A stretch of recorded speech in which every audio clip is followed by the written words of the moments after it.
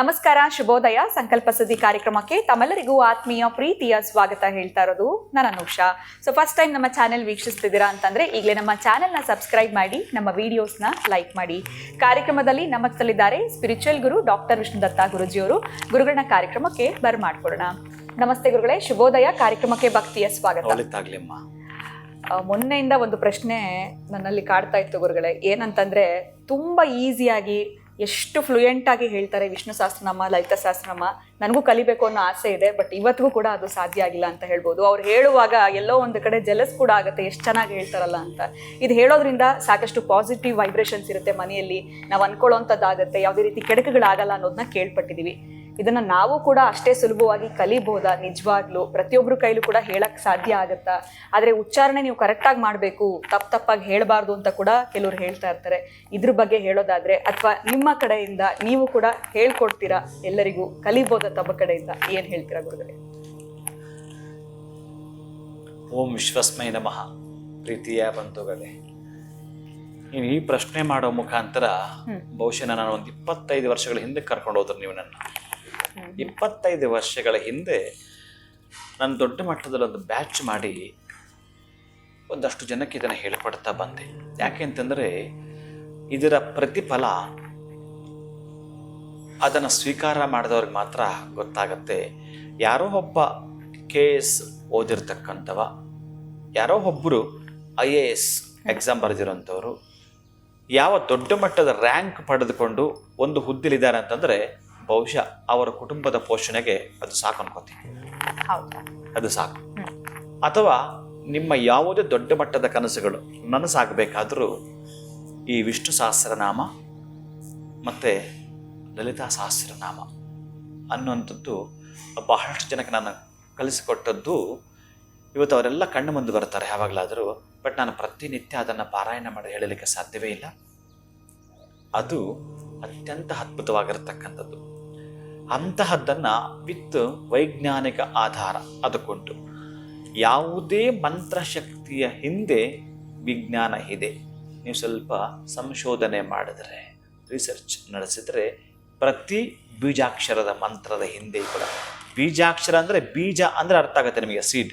ಅದು ಕೆಳಕ್ಕೆ ಬಿದ್ದರೆ ಹೇಗೆ ಅದು ನೆಲಕ್ಕೆ ಹೋದ ಕೂಡಲೇ ಆ ಮಣ್ಣನ್ನು, ಆ ನೀರನ್ನು, ಆ ಒಂದು ಗೊಬ್ಬರವನ್ನು ಬಳಸಿಕೊಳ್ಳೋದು ಅವೆಲ್ಲವೂ ಕೂಡ ಮೂರೂ ದುರ್ನಾಥವೇ.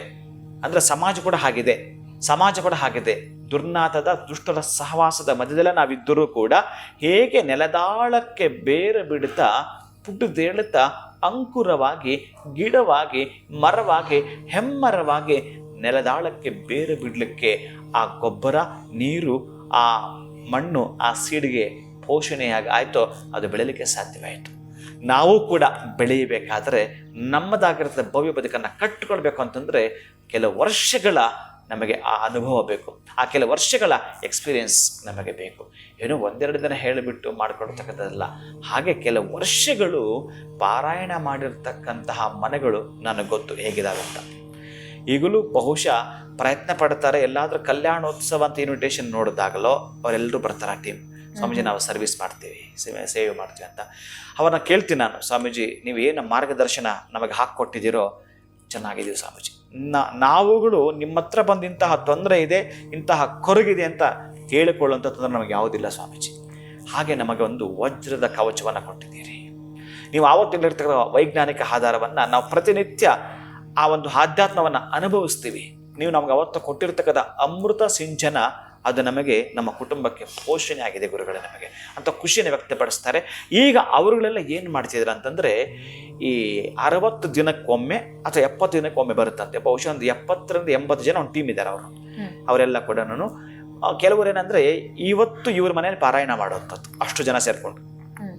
ಇನ್ನು ನಾಳೆ ಇನ್ನೊಬ್ಬರ ಮನೆಯಲ್ಲಿ, ಮತ್ತು ಇದೇ ಮನೆಗೆ ಬರುತ್ತೆ ಯಾವಾಗ, ಇನ್ನು 70ನೇ ದಿನ ಅಥವಾ 100ನೇ ದಿನ ಬರುತ್ತೆ.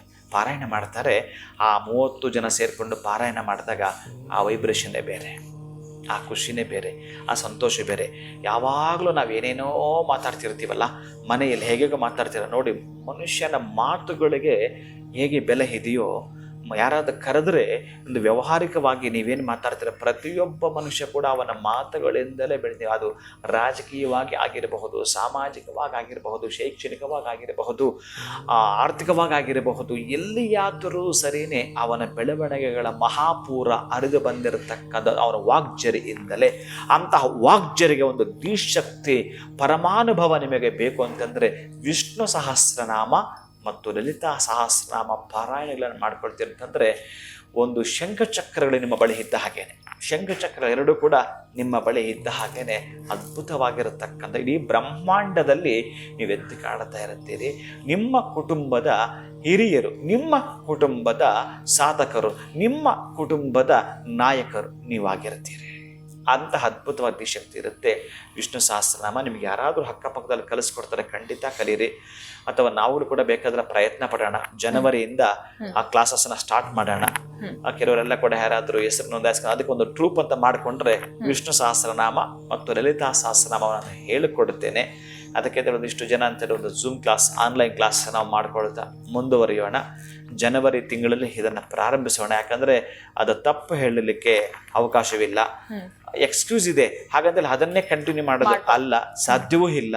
ಅದಕ್ಕಾಗಿ ಆ ಒಂದು ಅಲ್ಪ ಪ್ರಾಣ ಮಹಾಪ್ರಾಣ ಅದಕ್ಕಿರತಕ್ಕಂತಹದ್ದು, ಆ ಸ್ವರಗಳು ವ್ಯಂಜನಗಳು ಹೇಗಿರುತ್ತವೋ ಆ ಬೀಜಾಕ್ಷರಗಳೇ ನಮ್ಮ ದೇಹದಲ್ಲಿರತಕ್ಕಂತಹ ನರನಾಡಿಗಳಾಗಿರೋದ್ರಿಂದ ಅಂತಹದನ್ನು ಶುದ್ಧ ಮನಸ್ಸಿಂದ ಸಿದ್ಧಿ ಆಗೋ ತನಕ ನೀವು ಮಾಡ್ಕೊಳ್ತೀರಿ ಅಂತಂದರೆ ನಿಮ್ಮ ತೊಂದರೆಗಳನ್ನು ಸಂಪೂರ್ಣವಾಗಿ ಡಸ್ಟ್ಬಿನ್ಗೆ ಹಾಕಿದ ಹಾಗೇನೆ.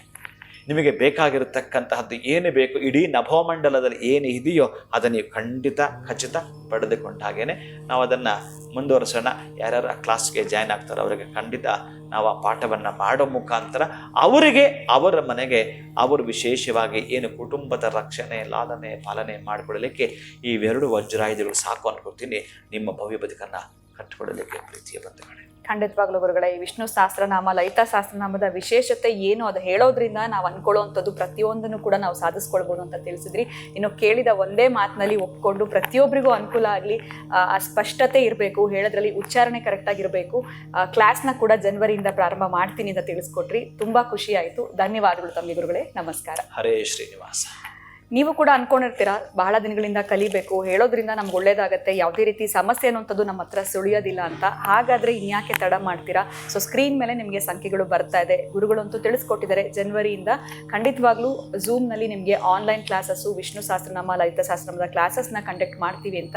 ಹೇಗಿರುತ್ತೆ ಏನು ಪ್ರತಿಯೊಂದು ವಿಚಾರವನ್ನು ಕೂಡ ಸ್ಕ್ರೀನ್ ಮೇಲೆ ಬರ್ತಿರುವಂಥ ನಂಬರ್ಸ್ಗೆ ಕಾಲ್ ಮಾಡಿ ಈಗಲೇ ತಮ್ಮ ಹೆಸರನ್ನ ರಿಜಿಸ್ಟರ್ ಮಾಡ್ಕೊಳ್ಳಿ ಅಂತ ಹೇಳ್ತಾ ಇವತ್ತಿನ ವಿಡಿಯೋನ ಮುಗಿಸುವಂತಹ ಸಮಯ ಆಗಿದೆ. ನಮಸ್ಕಾರ.